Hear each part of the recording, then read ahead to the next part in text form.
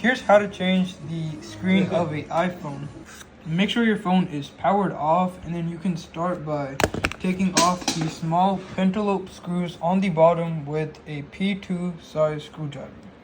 Apply some heat about 230 degrees for about a minute to loosen up the tape around the display.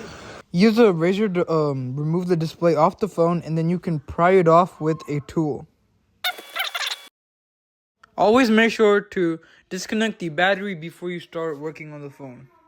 And now you can disconnect everything else. And now we just have to remove these cables. Be very careful, and you can just take the screen off. And then all new screens have a tape that you have to take off, so do that real quick.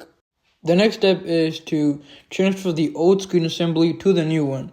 And the best way to do that is, instead of trying to take it all apart, just take the entire thing. Once you take the screws apart, apply some heat at the notch area to break down the adhesive. And then you gotta pry it off with your fingernail. And it should all come out in one piece. Make sure there's no extra residue left on there. You can wipe that off. Put that to the side for now and heat the new display up. And take the notch module off.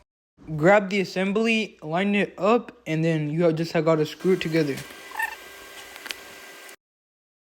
Now connect the ribbon cables of the display to the main iPhone module.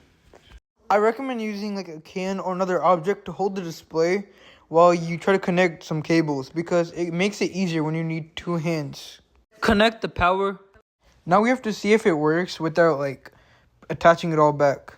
Alright, so last thing we're going to do is put everything back together and put the little two screws back in. Always check the front and rear cameras after a screen replacement. And now you have a working phone.